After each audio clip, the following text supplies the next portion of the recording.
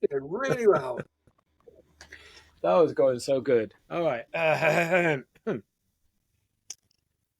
and welcome to another exciting and, dare I say, thrilling episode of The Replimat, a Star Trek chatcast in which two nerds go through Star Trek DS9 in chronological order, as well as alternating every other week with Doctor Who. This week we're back at DS9. In particular, we are on episode 22 of Season 2, The Wire, written by Robert Hewitt Wolfe, directed by Kim Friedman, and first broadcast on the 8th of May 1994. And the thrilling, and I dare say thrilling, synopsis from Netflix reads as such. While having his weekly lunch with Bashir, Garak is overcome by severe pain. I know, insightful. Anyway, the nerds in question, by the way, I forgot to mention, we do this every week now, and we keep forgetting to mention, is me, Andy, and over there, or down there, is... Me, Tim. Hello, everyone. Hello.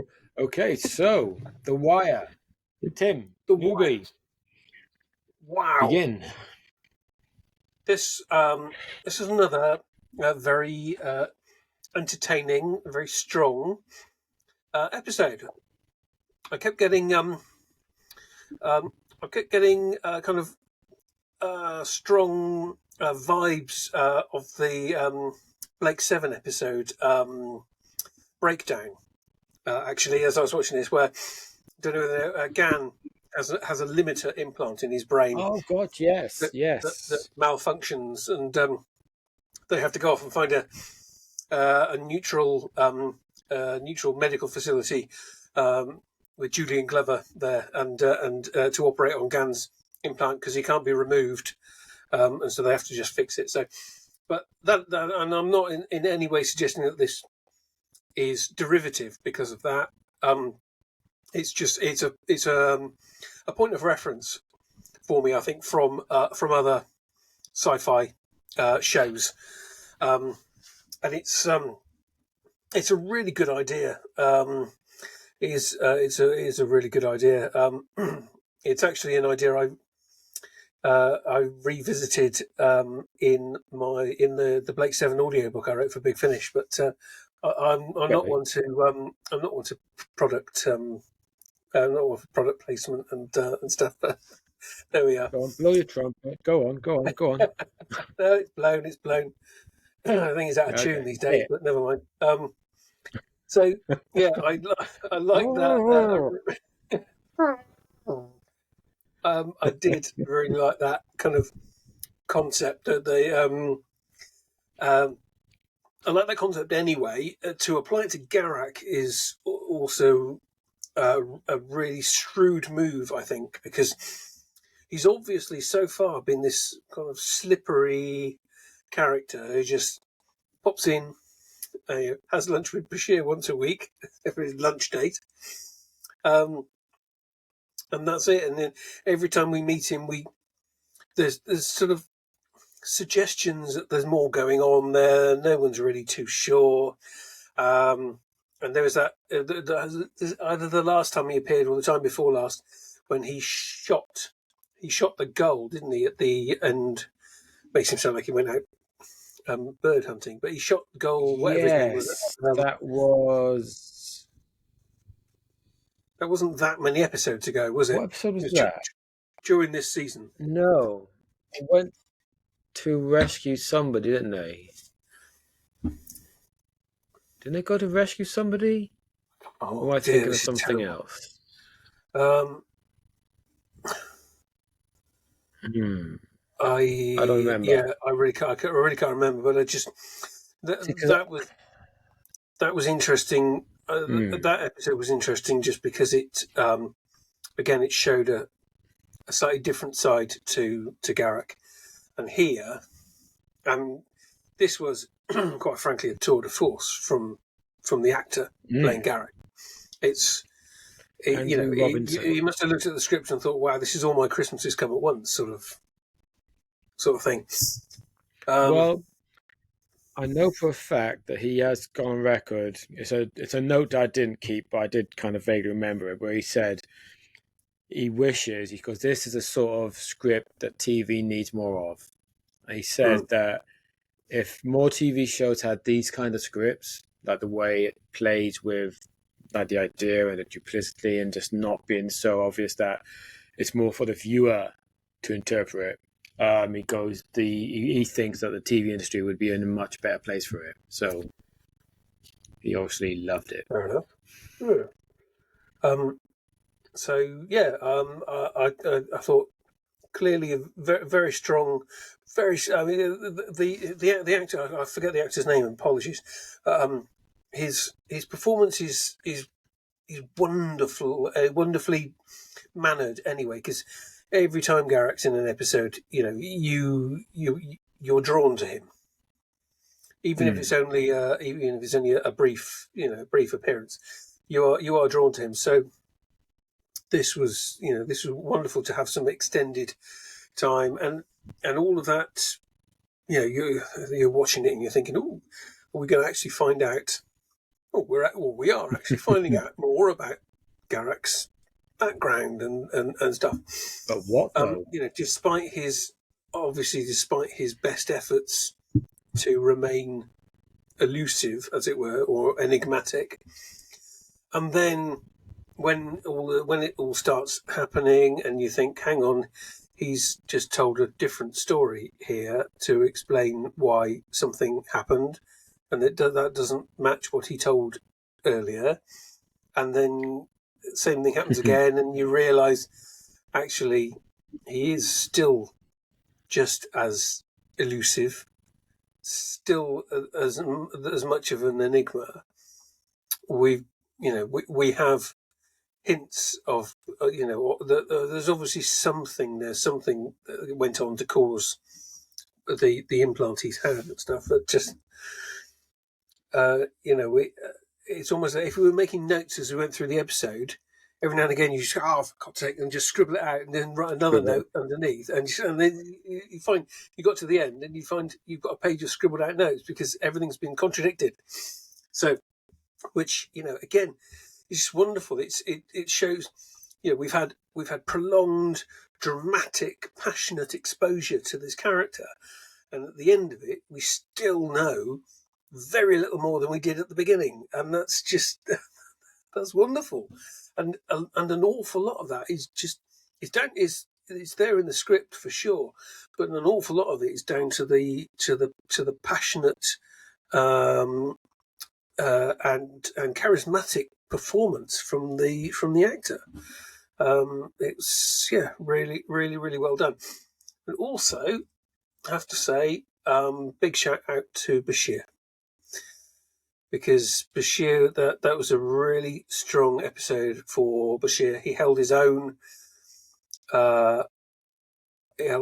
Against Garak, and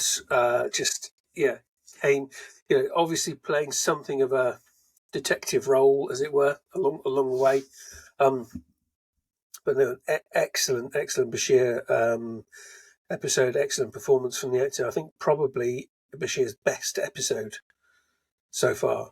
Well, would you like a little quote from the actor who plays Bashir for this episode? Yes, if you've got one, that's okay. That was almost yes.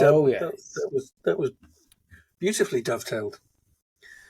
Okay, well, Sadiq, he apparently considers The Wire to be, often an important episode for Bashir and Garak.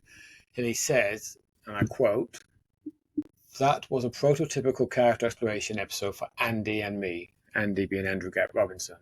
"We spent so much time together, we got to know each other and realised we liked working with each other. That's actually another episode that's close to me. Andy and I worked extremely hard on that one, and it took a great deal out of both of us. We realised at that point that the relationship between Garak and Bashir was never to look back. The show itself was very real and very relevant." So, both him and Robinson adored this episode. And you can see, I think it shows, as you said, in the performance. They invested an awful lot into it. Oh, God, yes. It's like I said during the watching it. Bashir already nearing the end of series 2 now, and he as a character has come really far, and the actor, I think his performance has come very far from how he was in the beginning, because at the beginning he was this really arrogant, naive. His performances not always the best, and the character. No, he was slightly also, awkward and hesitant early on as well, with that both arrogance. as an actor and character. And he's also, as we know, quite creepy and a bit stalky. Whereas now he's very competent. He's very assured. As you said, he can hold his own against Garak in a 1-2 scene, as an actor and character, and he can hold his own as a character against Odo, which is a nice scene where he basically put Odo right in his place, not in a horrible way at all, just made it very clear, no, this is what's going to happen, I'm in charge, and that's just how it is. And as Odo walks off, he sort of stops, looks back, and like, almost like, you know what, I respect that. And you wouldn't have got that a year ago. No. At all.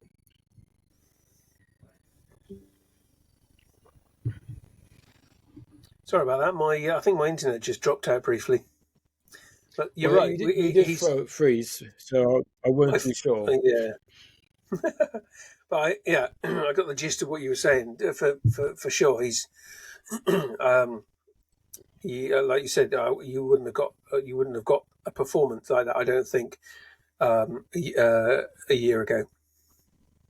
So he's come on the character, both the character and the actor with the character. I think they've come on a lot.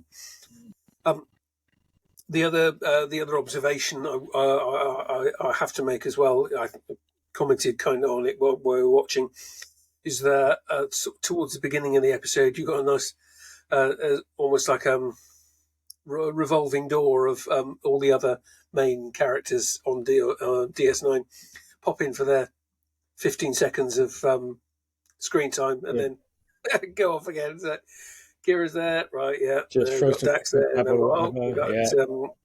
Just. But it becomes obvious, doesn't it, as the episode goes on, why? Yes. You can tell, that obviously this is an episode primarily Bashir and Garak, with Odo playing a fairly biggish part, and Quark actually thinking on it. But it's definitely these four.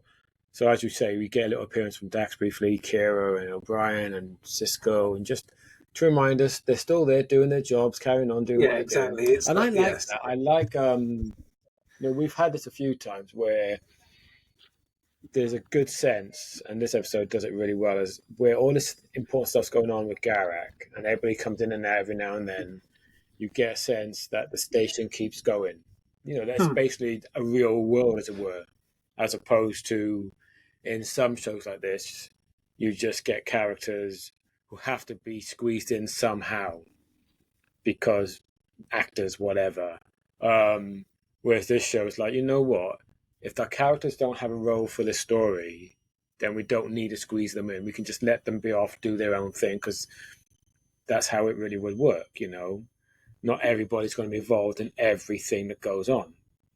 And I think, Next Gen certainly is guilty of that at times, where everybody has to be crammed into the story somehow. Not always, because they definitely go away from that. But yeah, this show is very, even now, only at the end of season 2, is very confident in its ability to say, this is the story we're telling. We only need these characters. But obviously, actors still need to be paid, because obviously if they're not in the episode, they don't get whatever, especially the regulars. So let's just give them a little moment, just to remind people that they're still about, except for Keiko, which I know amused you. Yeah, there are some efforts to not just she doesn't just not appear in this episode, but they wrote her into was it a seminar or a conference or something that she's going to be away for a week. So, see, I can understand if this was you're not going to be seeing her at all. This is funny with Keiko, isn't it? You go episodes without her being mentioned at all. because we don't see her barely at all. Yeah. But if it was in an O'Brien episode, it would make sense to have to acknowledge the fact that she's not about because whatever, as opposed to the old ladies indoors. They have to find a reason because it's an O'Brien episode, so we kind of explain his wife's not about. Yeah. But I tell you what. That said, go on. What struck me actually is that because Dax obviously refers to her as Keiko, Bashir refers to her as Professor O'Brien, and I just think again it's indicative of her not being classed as a like a station regular, as it were, because if Bashir had referred to her as Keiko as well, I wouldn't have batted an eyelid. And it would have seemed that she was more settled and at home with the crew as a whole, which she should be by now. And I think that's a shame. It's a weird one, isn't it? I mean, I suppose you could argue possibly that is O'Brien just giving her respect for her position. Although, like I did comment during that scene, did we know she was Professor? I'm not sure we've heard her be referred to as that before. I don't recall it. Because we know she's a botany expert. That's her vocation. She often goes off and does something in botany. She often does a teaching still. I probably assumed she was a doctor, maybe not a professor, but it's I suppose I've never seen. It's good to have there's never been good to have her rank established. Yeah, I suppose a doctor would make more sense. A doctor of botany would make more sense, but there's never beyond her teaching the kids. There's nothing ever been established anywhere, certainly at this point, to suggest that she goes off teaching, because a professor's a teacher. That's a teaching qualification. It's not a, if you're a professor of botany, that means you teach botany. You're a lecturer. That's the difference. Yes, and you're lecturing, you're researching the whole time. Yeah, you don't have time to teach kids. In a school. So if she's obtained promotion, would have made more sense. Or she's continuing her botany speciality, then she's obviously quite brilliant because she's doing that at the same time as holding down a full-time primary school teacher. Maybe look out for that to see if she's ever mentioned as professor again. That'd be it did stick out to me anyway. I mean, it stuck out to you as well. So I don't know, but it's odd that they felt they had to mention her in an episode that had nothing to do with her O'Brien. I mean, it was a relevant mention in regards to the scene where they're talking about a plant, I suppose, but it's still odd that they mentioned her. Here we go. We'll devote an episode to just talking about Keiko again now. We do that all the time and she's never there. Well, it's just picking up on discussion points, because on the whole, the rest of the episode was it's definitely really, not one of those episodes we can pick much strong, is it? Sorry? It's definitely a strong. Say again? I said this. We're back into issues with connectivity, I guess. It's shit weather. What was I saying? Oh, yeah, it's definitely not an episode that has much to pick at. There's more good. No, than I think that's fair. Obviously, I don't recall hearing of the Obsidian Order before this episode, so that's I believe it's the first. Actually, it is definitely the first time. Right. It's definitely the first time because another note I read earlier. Originally, they were going to call them the Grey Order when they scripted this episode back in '94, but at this point, they were just on Babylon 5 was just about to become its actual series proper. Right. And they had somehow got wind of the fact that in Babylon 5 there is this thing called the Grey Council. And so they thought, Grey Order, a bit too close to Grey Council. So they obviously came up with, let's find something. And then they thought Obsidian, that works, as we're talking black, that's dark. So that makes more sense. So, and it works. Obsidian Order does you've got sound that so much better alliterative than Grey quality Order. and stuff. Yeah, the Mm. Grey Order sounds a bit Sounds a lot. like an Yeah, old it does sound a people's bit secret vague, society. bit vague. Yeah. See, Grey Council sounds fine, but Grey Order doesn't. Mm. Yes. So Yeah, yeah, so you're right. it's definitely the first mention, but yes, it's good. I Obviously, like it. adding something new to the Star Trek universe, or something, mythos. certainly something new Yes. to Cardassian lore and stuff as well. It's it's all good. interesting that it seems every society these days, I say these days, those days in Star Trek, had to have some sort of secret police. They made a point of referring to the Tau Shiar, the Romulans' secret police. And it's like, does the Klingons have a secret police as well? I'm assuming they must have, because everybody else does. But it's a bit of an odd thing. But Cardassian having some sort of secret police, that does make sense. Because if any culture was going to have an organization that literally is monitoring everything, Cardassians, that absolutely scans. And it's a good name, frankly. Yeah, it's Obsidian Order. It's a brilliant name. So this proper series we've had the gravitas, doesn't it? Obsidian Order, and then we've had the what's the other? Is it the Dominion? Is the other? Yes, the Dominion, of course. They keep getting referred to. That's the other kind of name that was dropped earlier in the series or earlier in the season. That we that we don't have much information on at the moment, and it's just something that's kind of out there. So Here's a question for you. Here's a question on this from this episode in particular. Yeah. Which do you think is true for what Garak was saying?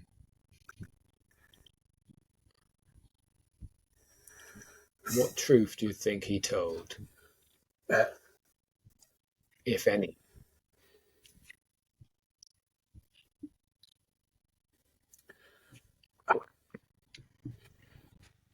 I don't think I could choose between them because they were all told with such integrity. Because what's nice is that none of the stories ever struck me, or as soon as another version of it, another story was added on to what we'd already been told, that very much had the ring of truth about it instead. So it's I don't know that any of the situations sounded more plausible or had a greater sort of ring of truth about them. They all sounded equally plausible, equally possible, because we don't know much about Garak already. Yes, what I find interesting about all this, as we find out from Tane towards the end, Elim is actually Garak's first name, and several times in both in the three stories that Garak told, it was always a different aspect of what he and Elim did, which to me, in all three versions of these events, which are all quite contradictory or just completely different, every single one, the only consistency there is Garak always distanced himself with Elim, whether he put the blame on Elim for doing the right thing or doing the wrong thing or doing whatever. He was always putting a gap between himself, which to me suggests that whatever it was that Garak did, I assume one of these things are true, maybe, whatever he did to get himself exiled, he's so... I don't know if he's so... I don't know if... I'm trying to work out how to word this. I don't think he's maybe ashamed of, or he's so resentful of, or whatever it was, that he seems to have almost disassociated himself between what he did and who he is now. That's the read I'm getting. The fact that he's literally always putting this action on this Elim character, who is actually him, but he can't acknowledge that was him. whatever So it was. he's not schizophrenic. No, he's just but whatever that was he did. He's disowned it. He has to possibly live with himself. Yeah, because we which don't is get. that's what Doctor Who was trying to achieve with the War Doctor, wasn't it? Oh God, failed miserably. That's what Doctor Who was trying to achieve with the War Doctor. Yeah. Yeah. So, but they didn't do it very well at all. But an interesting point. That's my take anyway. And just it's another little factoid then from the writer and producers, in fact. It's that apparently this does relate to what we're saying here. Although the producers were extremely happy with how the episode turned out, they were disappointed to discover that many fans felt let down because they hadn't learned anything new about Garak. Ira Stephen Bear, he says, that's the producer, he says it's such a misreading, a real refusal to see what the show is supposed to be about, whereas Robert Hewitt-Wolf, who wrote this episode, he's convinced that you learn much more about Garak in this episode than fans give them credit for.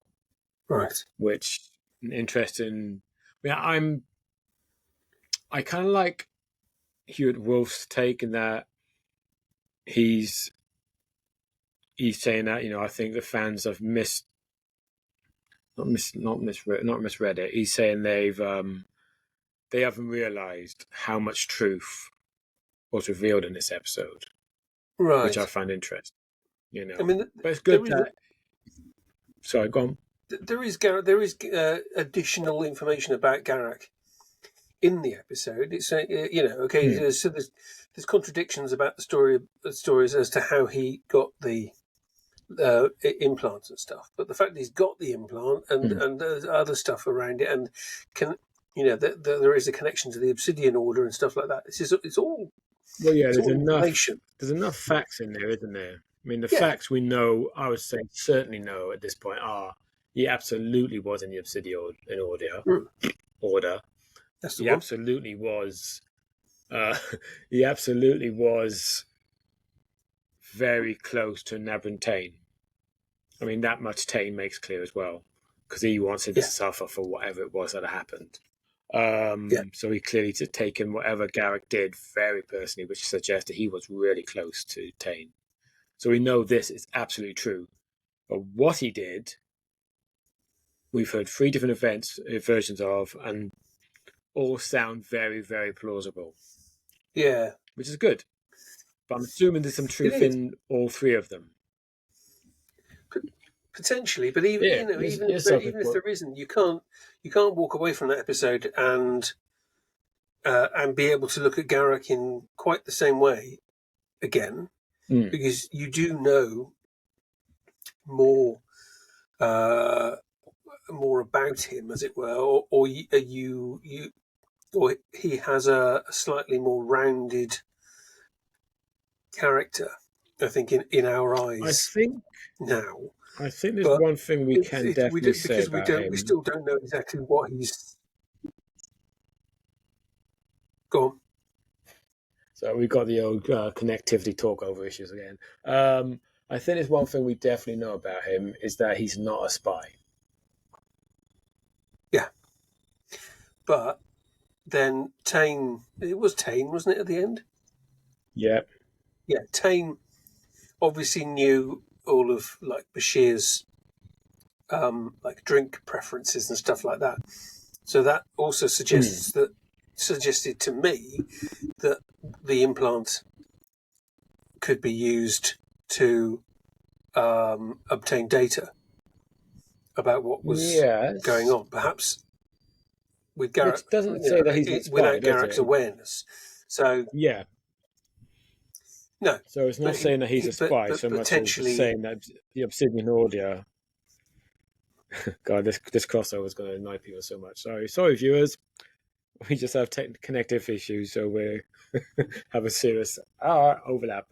Yeah, so it doesn't say he's a spy, but it does say that one way or the other, the Obsidian Order are still keeping very close tabs on Garak. And Yes, indeed, exactly. probably DS9, Hmm. which I think is fair. Yeah. Now, here's an interesting one for you then. Here's a what might have been for you, which could be interesting for you to ponder for a moment. Again, the writer, the original idea for this episode apparently was to have shown that Kira had been addicted to battle stimulants ever since the days in the Resistance. So you can see where that got switched to Garak. However, that idea apparently was rejected because it would be difficult to do subsequent episodes without referencing it, and it was felt that it could tarnish her character too much. Now that's interesting. That would make for a very different story, I think. Yes, Well, I it think would. I don't know. It would, and yeah, they're right. I think if you're showing any of the main characters having a dependency like that, Mm-hmm. you're essentially calling into question their judgment at all. Firstly in all subsequent stories, but then going forward, unless you can resolve it so that they are so that they no longer have that dependency, Which would be a cheat, wouldn't it? which would I seem to be a think. cheat. Yeah. Whereas, shifting it over to Garak was the perfect idea. It's funny mentioning about it potentially being a Kira episode, because the episode that I felt this most strongly resembled, although not necessarily in content, but just in or storyline, but in terms of sort of like performance levels and stuff, was the episode. Was it towards the end of season 1 where there was the Cardassian in Duet. the cells? Duet. Yeah, Yeah. exactly. I And was going it to wasn't quite a say two-hander there's a there, but it definite. was Yeah. to all intents and purposes a two-hander, in the same way that this is essentially a Bashir Garak two-hander. And I think those those kind of, I don't think it would work if it was done repeated too frequently. No. But I do But if notice. you've I got a think very strong story to tell, then yeah, that's definitely the way to go. what I find interesting, because I actually thought about. I did consider Duet when I was watching it, and I've done that every time I see this episode. That there's no narrative similarity, other than it's primarily one Kardashian and one of our main crew, with others scattered, but mostly those two. And the level of writing is definitely on par. But what I find fascinating is it does seem to be, whenever they do Kardashian episodes, they seem to be very strong. Really, really strong. See, I can't remember. I don't want to give it away if we haven't, or if it's. See, this is why I stopped watching that guy who's doing reactions to DS9, because he's way ahead of us now. And I can't remember, like, one episode. I can't remember if it's a third season or a second season episode. So I can't remember if it's one we've talked about or it's one I watched him talk about. So I don't want to mention it in case it is. Because when you mentioned earlier about Garak shooting that girl, I'm like, is he on about? I'm sure we haven't done that episode yet. Oh, what episode is he on about? But again, a really good, strong Cardassian episode. Yeah, I think. Which one is it? Probably the secret there Was is that in the that marquee? it wasn't the marquee. Was it in the marquee? No. No, It was a it recent wasn't. episode, wasn't it? It was let me just get the titles up. Yes. See if I can. Was it the one where Dax, where they tried to remove the stimulant, the trill from Dax and put it into someone else? Was it that episode? Well, that was early. That was earlier in the season, wasn't it? No, I don't think so, because I don't think that Garak wasn't in that one. Okay, fair enough. It wasn't that one. That was like really early on. Let me get the list of episodes up, and I'll see if anything sparks profit and loss. No. Oh, was it? Maybe. Was it Profit and Loss, the one where Quark got with that Cardassian woman? Was Garak in that? I got a feeling it might be that one because we're going back much further otherwise. I Yeah. got a feeling it might be that. Let me just see what the blurb Is it the says. I one got a feeling it's where that one. Quark was a bit heroic towards the end? Yeah, I think it might be that one. Because Yeah. Garak, Okay. yeah, Garak was in it. I got a feeling it was then, yeah. Yeah, Was it'll it be that Gul one then. Turan? Actually, yeah, Gul Turan. That name rang to me straight away. Yeah. Okay. Yeah, So yeah, I think it I, must have been that one. I do think Yeah. you're right about the episodes with an increased Cardassian presence do seem to be much stronger episodes at the moment, and I Well, think it's well, yeah, I'm because reminded. the Cardassians are they're easy to hate. Um, they're easy, Mm. or they bring out a stronger performance. I think in the human characters just from the I think it's because that, and I because also think, they're yeah, loathsome, but I also and think, you've got yeah, they are that loathsome. yeah, and you've got that feeling of kind of moral indignation from the Mm. human and the Bajoran side, which tends to it's possibly easier to write. I'm not sure, but certainly it heightens the performance, and There is, I uh, think that's and true. yeah, and it's not just a good versus evil thing because the Cardassians aren't. You wouldn't look at them and say they're just evil because there's a fully rounded society there. Just it's something for you to kind of kind of butt heads with, and Mm.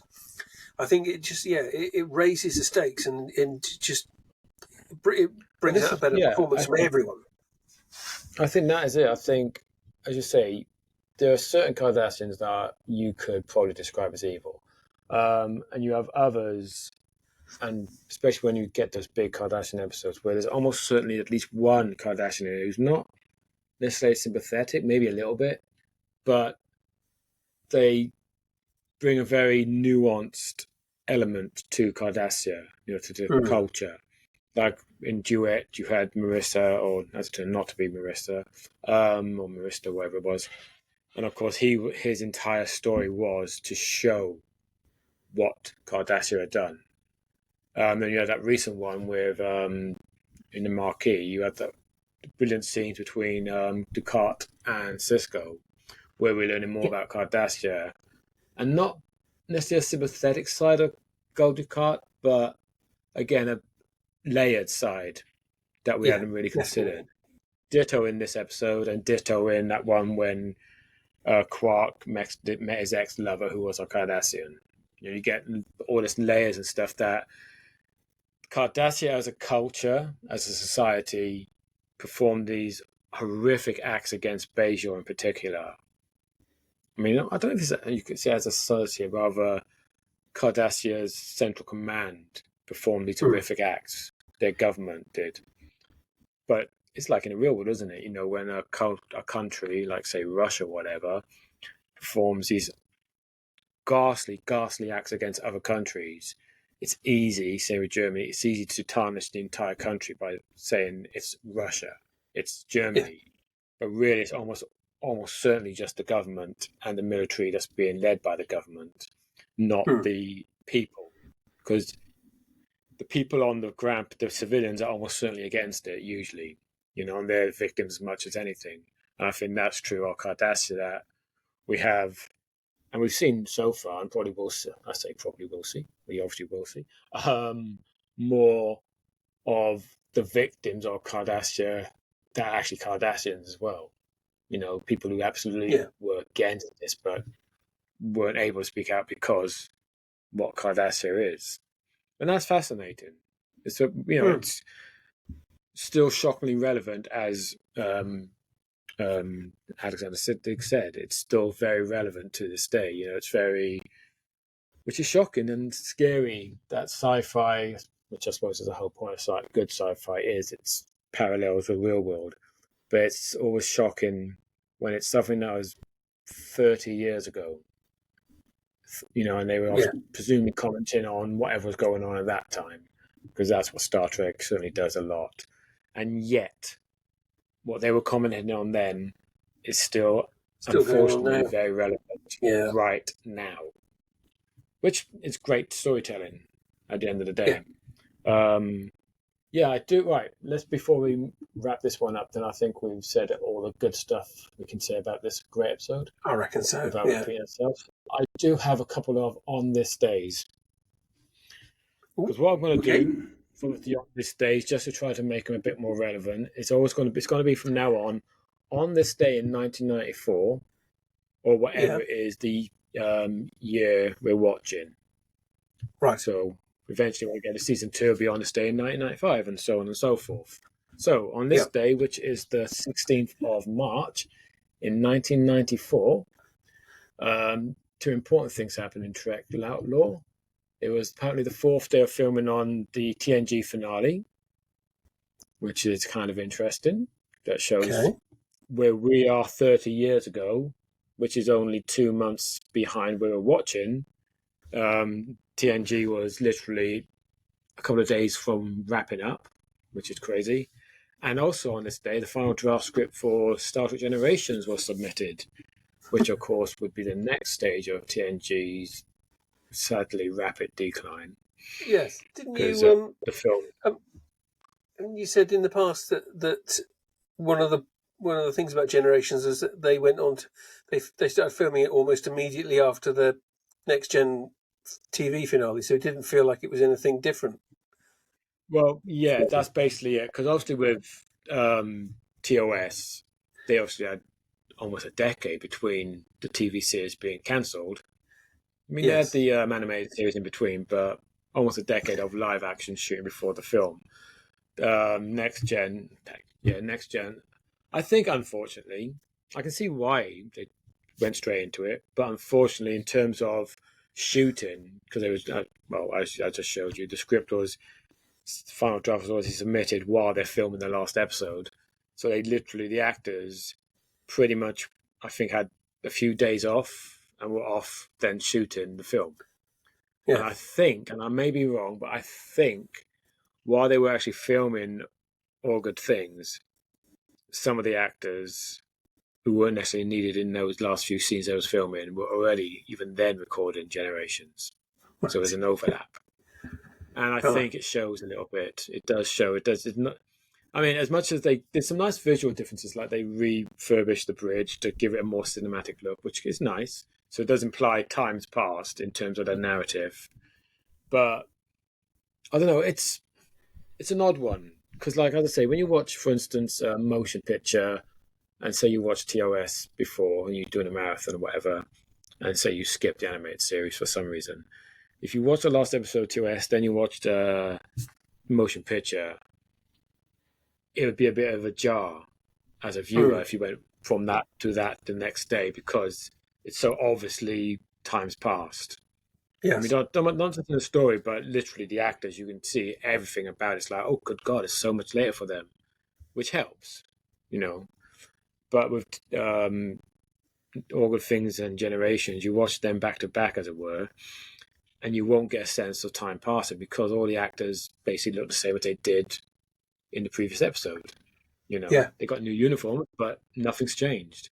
It's only, I think, First Contact when you find out, now it feels like they're doing films because new sets, new ship, new costume. A couple of years later, I think they should have allowed, at least 2 years. But I can see why they didn't because obviously it's like TNG was such a big thing then. It was such a huge success that they wanted to jump into the cinema. I get it. It makes sense. Yeah. I mean, maybe it worked. Well, financially, it worked, certainly.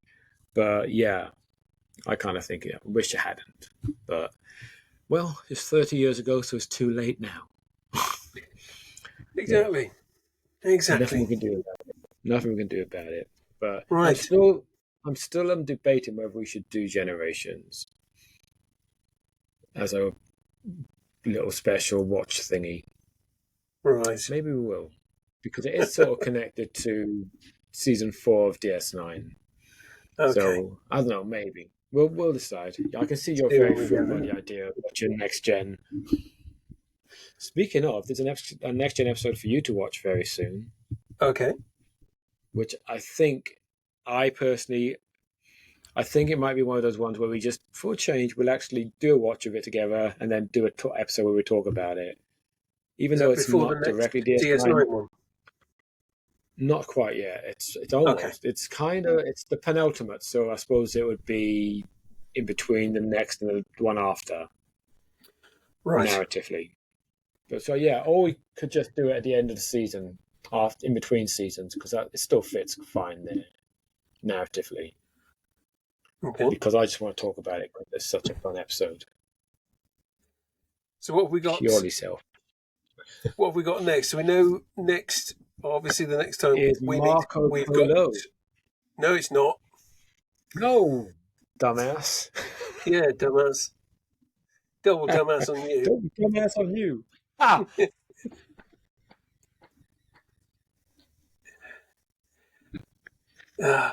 And you say you're not a Star Trek nerd. Fucking hell, that was a bit random. I know and some obscure. bits. I know some bits. That and nuclear vessels. But Brilliant. Yeah. Brilliant. It's the Aztecs. Yeah. Yeah. Yeah, we've got the Aztecs next weekend. And in DS9 terms, we must be very close to the end of the season. We are literally, I believe, 3 episodes away. Or was it 4? I think 3. But next one is Crossover, which is what I said it was last week, but obviously I'm kind of mistaken. Yeah. Yes, definitely Crossover is the next episode. What could that be? Well, crossover with another Star Trek show. I hope they wouldn't be that blatant. Well, it is and it isn't. I mean, I think it's one of those titles that has a bit of a double meaning. I mean, it has a obvious narrative meaning, which will make sense in 2 weeks. But in the sense of a crossover between shows, which is due to what crossovers mean nowadays in particular, kind of. It is kind of, because it's a sort of a sequel to a original series episode. Okay, cool. Which is interesting, considering how long ago the original series would have been in terms of, where we are. I mean, God, that would have been good, almost 30 years prior to this episode that we kind of watched. So it's, I mean, God, imagine TV shows doing sequels to episodes 30 years later. That would never happen, would it, nowadays? No, indeed. Anywho, yes. Gods. I was watching, just as a brief aside, I was watching another What Culture video, and I should stop doing this because they irritate me every time. And one of their Star Trek videos of 10, I think it was 10, characters that must return in 2024. Must return. List of this and this character, this character, this character. When they got to number 1, Wesley again, and they explain why, and they're going on about it's good narrative, and even though it's obviously it's a bit fan service and blah blah blah, it'd be good, makes good story, and I'm like, no, there's no good story there. This is purely fan service. Why you want it, especially in particular to what they were saying in the actual episode. I'm like, no, this is a really shit story idea you come up with for fan service. And that's not how it works. Story first, then see if it works. It's pure fan service. And it's just a game. God, people. Oh, I also, just talking Doctor Who quickly. All right. Yesterday, this is again fan service, totally not connected to what we're saying probably. Where people are going on about, somebody posted some article saying, the Timeless Children is all now dead, blah, blah, blah. I didn't read the article, but everybody's commenting on saying that the article is pure fan nonsense. There's nothing official being stated at all.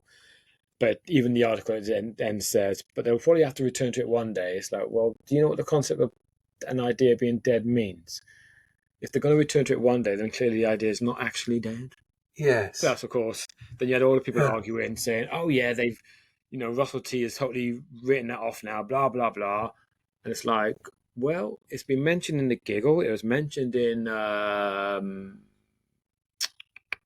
whichever episode was it mentioned in? It's mentioned in one of the other specials. And it was like, Ruby Road, wasn't it? I was going to say, it was the key plot beat of the Doctor story in Church of Ruby Road. It's like, yeah, Russell's really not. And apparently Russell's gone on record saying very clearly, you've not heard the last of it. And I'm like, good. Yes. Because you see pictures of him, Chibnall and Moffat always out doing stuff, and they're always such obviously good friends. It's like, well, why would he overwrite stuff just because fans don't like it? It's a good narrative idea if you do something with it. But anyway, fan service. Yes, bad idea. Let's stop with the fan service and write good stories instead, please. Thankfully, we're still in an age of DS9 where it's about storytelling. We haven't reached the fan service stage yet, thankfully. Anyway, let's wrap this up.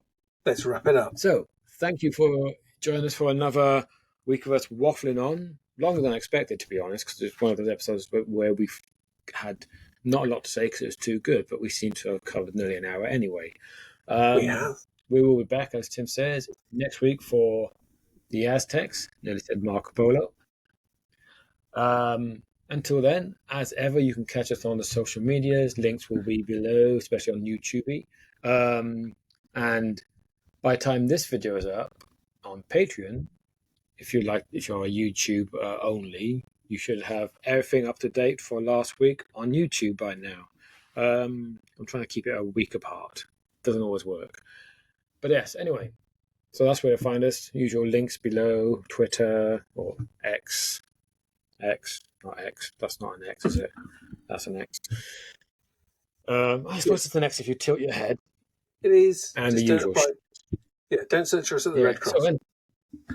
No, please don't. Well, you never know. We might be giving blood or something. So yeah, until next week. Indeed. Goodbye from me. And goodbye from him. Down there. Yes. Bye-bye, Duggan. Bye-bye. Bye-bye. Here he goes.